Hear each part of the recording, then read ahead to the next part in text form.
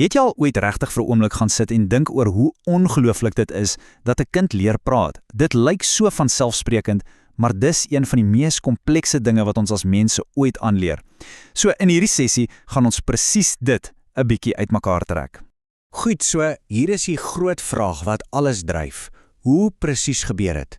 Dis 'n raaisel wat slim mense, sielkundiges, taalkundiges al vir jare lank besig hou. En die reis begin letterlik van dag 1 af. Van daai eerste babbelgeluide tot die oomblik wat hulle vol sinne kan bou. Dis 'n pad wat elke liewe een van ons gestap het. Elkeen op ons eie unieke manier. Om te verstaan hoe ons praat, moet ons eers in die middel van 'n groot debat beland wat die veld vir dekades gevorm het.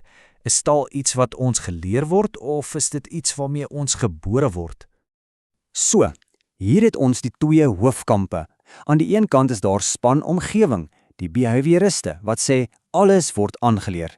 En reg oorkant hulle staan span aangebore, met Noam Chomsky as hul kampioen, wat sê nee, die bloudrukvertaal is reeds in ons brein ingebou. Kom ons begin by die omgewingsmense. Vir hulle is taalverwarming basies soos om enige ander vaardigheid aan te leer. Dis 'n proses van stimulus en reaksie. Jy doen iets, jy kry reaksie en so leer jy. Die omgewing is dus absoluut alles. Hier's 'n baie eenvoudige voorbeeld. 'n Baba maak 'n klomp geluide en sê per ongeluk iets wat klink soos mamma. Wat gebeur? Die ouers raak opgewonde, hulle glimlag, hulle prys die kind. Daai positiewe terugvoer maak dat die kind dit weer wil doen. En as hulle iets verkeerd sê, word hulle reghelp. So, stukkie vir stukkie word hulle spraak gevorm. Maar toe kom Chomsky op die toneel en hy daag hierdie hele idee uit. Hy het gevoel dis net te kompleks. 'n Kind leer te vinnig taal vir dit om net nabootsing te wees. Hy het gesê, daar moet iets meer wees. Iets wat reeds binne in ons is. En dit bring ons by sy groot idee, die taalverwervingstoestel, of die LUD. Dink daaraan as 'n soort ingeboue program in ons brein. Hierdie program is nie vir 'n spesifieke taal nie, maar dit verstaan die universele reëls van grammatika. Dit laat 'n kind toe om die taal om hulle te hoor en dan, amper soos 'n speurder, die reëls van daardie taal uit te werk. Soos dit maar dikwels in die lewe gaan, is die waarheid gewoonlik nie heeltemal aan die een kant of die ander kant nie.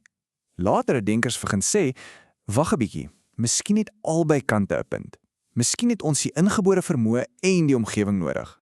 Jean Piaget byvoorbeeld het met 'n baie interessante hoek gekom. Hy het gesê dat 'n kind se taalontwikkeling hand aan hand gaan met hoe hulle die wêreld verstaan.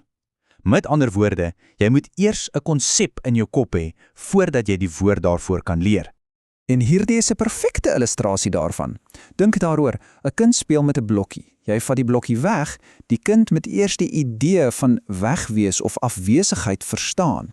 Eers as daai konsep in hul brein vassteek, kan hulle die woorde alles weg gebruik om dit te beskryf. Die denke kom dus eerste. Nou, kom ons bring vir Lev Vygotsky in die prentjie. Hy het gekyk na al hierdie en gesê, julle vergeet iets belangriks, mense. Vir hom was taal bo alles 'n sosiale ding. Ons leer nie praat in 'n borrel nie, ons leer dit omdat ons met ander mense wil kommunikeer. En vir Vygotsky was volwassenes die sleutel. Dis deur interaksie met ouers, met versorgers, met ander kinders, dat taal regtig lewe kry. Hulle help die kind om betekenis te gee aan die wêreld. So daai interaksie is die vonk wat die hele proses aan die brand steek. Goed, so ons het nou al die groot teorieë behandel, maar hoe lyk dit in die praktyk? Wat is die stappe wat 'n kind neem op hierdie ongelooflike reis? Kom ons kyk na die mylpale. Hierdie tydlyn gee ons 'n goeie padkaart. In daai heel eerste jaar is dit alles nog voorbereiding. Daai oulike koergeluide, die gehuil, die babbel, dit is als die fondament wat gelê word. Dan, iewers tussen 1 en 2, gebeur die towerkuns, die eerste woorde. En van daar af, veral in die voorskoolse jare, is dit net 'n absolute ontploffing van woorde en sinne. En hierdie prente wys dit so mooi. Jy gaan van 'n baba wat net geluide maak na 'n klitter wat kan gesels en vra. En die transformasie is regtig vinnig. Dit wys jou net hoe kragtig daai taalontwikkelingsproses is. So, hoekom moet ons oor al hierdie teorieë praat? Want as ons verstaan hoe dit werk, kan ons 'n omgewing skep waar hierdie ontwikkeling aanhelp en koester. Dis nie net akademiese kennis nie.